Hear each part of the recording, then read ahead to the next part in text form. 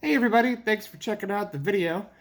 First off, how is everybody out there doing? I know it's been a pretty difficult time to say the least for pretty much everyone, but just kind of wanted to check in, make sure you guys are okay. We are okay. Again, still I've been kind of fighting an illness here and there, but I don't know, it could be psychosomatic or cabin fever or whatever, who knows. Or I'm just crazy, which I don't know. Don't ask Keith's opinion because I know what he'll tell you. But anyways, we were able to score a box of circulated coins, right? Yeah. Well, I shouldn't say we. More like Keith was able to. Keith's kind of like the bank guy because I am not very social when it comes to people. But let's see what we got here.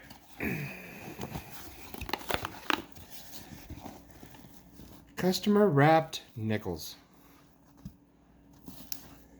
Couple of different kinds of wrappers in here, but for the most part it looks like it's all these guys. I think, yeah, we kind of went through them before, and they're all pretty much these with just this one single coin container wrapper. But anyways, we're gonna go through these bad boys and be right back.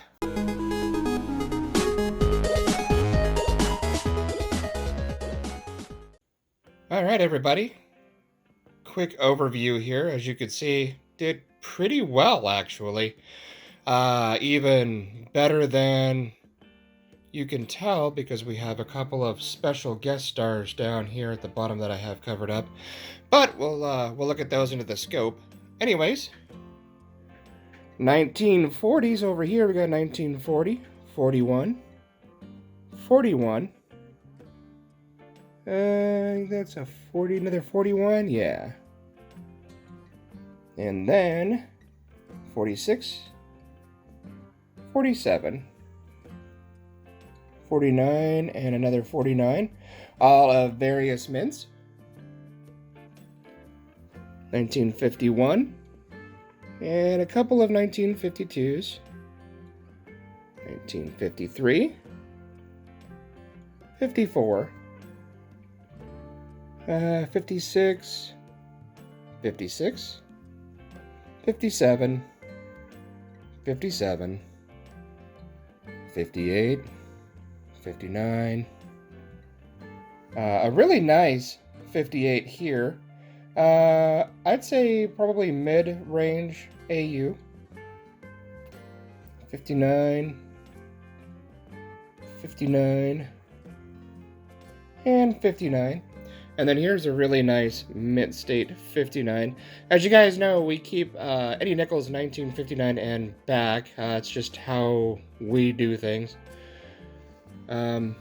Naturally, again, you collect how you want to collect, but that's just how we do things. And unless, of course, it's a really nice mint state or higher mint state coin, we'll even keep a really common 1964 if it's in good enough shape, but that's just kind of how we do the basis of it. 2007 Canadian nickel, a 1990 10 Pfennig German, I guess would be just basically a 10 penny. Another quick overview, and then let's go to the scope and check out the good stuff. Alright, let's start with this nice 1959.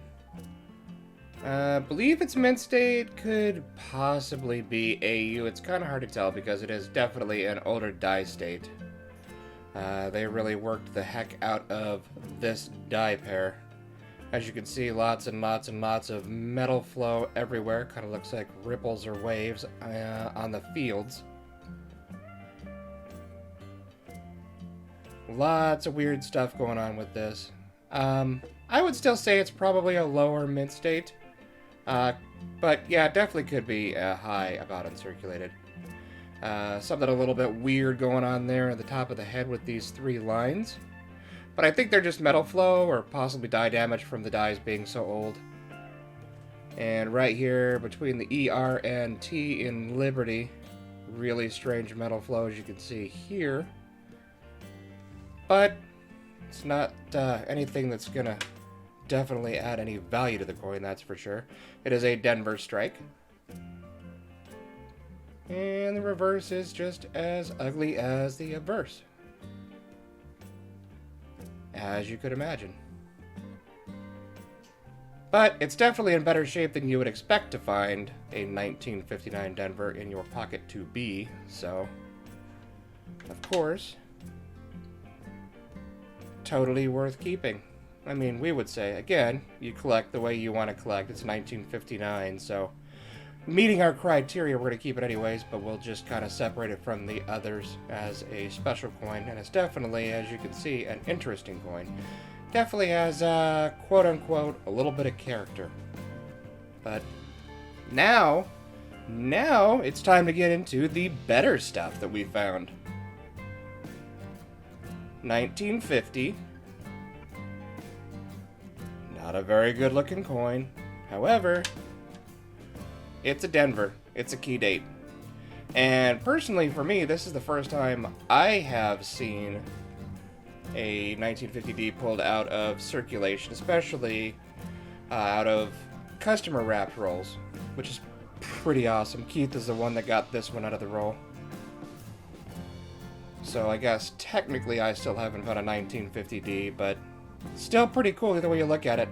2,630,030 of these were struck in 1950 at the Denver Mint. The downside of the 1950D, as a lot of you know, and a lot of you probably, or some of you probably do not know, although it is a key date and low mintage, the problem with the 1950 Denvers is a lot of people knew that they were going to be low mintage, so they were hoarded.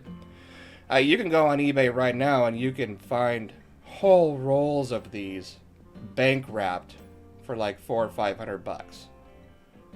And by bank wrapped, I'm not saying they went through them and rewrapped them. These things are actually, these suckers were crimped in 1950 and have been in that roll since. You can find mint state 66s, 67s, PCGS, NGC certified all day long on eBay for less than $100. So it's crazy that it's such low mintage and still not worth a whole lot of money, but I mean, either way you look at it, it's a key date, so naturally we're not going to throw this bad boy back because now we can say we found a 1950D. Alright, as you guys might be able to tell by the tone of this coin, this is a war nickel, 1944. So 35% silver, and it's also got a lamination error on top of his head here towards the right side, the back of his head, which isn't all that uncommon on war nickels, actually. I think just basically because of the strange alloy that they had to use with the silver and copper mix, and a couple other stuff in there. I don't really remember all the different alloys or the different metals that they put into it to make the alloy, but it was very common for there to be gas trapped in there that would gas off and separate the planchet like that, or just any kind of general amount of contaminants that would do it. So we find quite a few war nickels that have these lamination errors. It is retained, as you can see. It's just cracked apart there, separated a little bit, but it's not actually separated from the coin itself. And I look at the reverse to find out what mint it is. It is so well worn, it's kind of hard to see, but if I can get it just right, you can see the P for Philadelphia right there. So, pretty well worn. And it's kind of funny, me and Keith were actually talking about this the other day. It seems like when we can't find silver in $half-dollar boxes or quarter boxes for some reason, we find them in nickels. I don't know. We can go through a major silver drought and we can go through 10 boxes of $half-dollars and I'll find one single silver coin, and then we'll start finding silver war nickels. So certainly not complaining. It's not like the 90% that you would expect to find, or I should say hope to find, in quarter boxes and $half-dollar boxes, but still has silver content. Still a little bit of a rare coin to find, and there you go. And then to wrap everything up, the belle of the ball, the pièce de résistance. A buffalo nickel. And customer wrapped rolls. Now, did they... This is one of the things that boggles my mind. When they were wrapping these coins Did they just not notice this? And how did they not notice this since the design is so different from a Jefferson nickel? Did they not care? I don't know. My guess is they probably just didn't care. Or a lot of times too, depending on, seems like perhaps the age of the person rolling them, they might actually think that it's a foreign coin. I've had quite a few times where I've talked to the cashiers that I've made contacts with at grocery stores, convenience stores, things like that, where they just don't know any better. You know, they say, hey, got some weird coins for you, and it turns out to be a buffalo nickel or something like that. So I am okay with that. I do always educate them, and I know Keith does as well, as to what they are, but the cool part is we were still able to get the coins.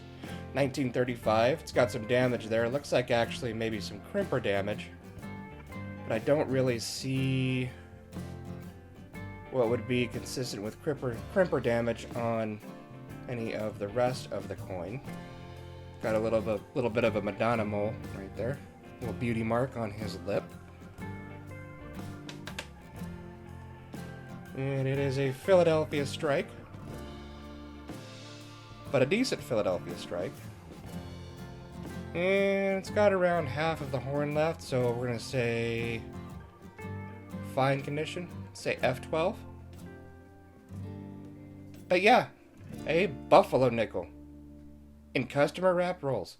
Someone actually had this in their hand and said, man, I'm going to wrap this.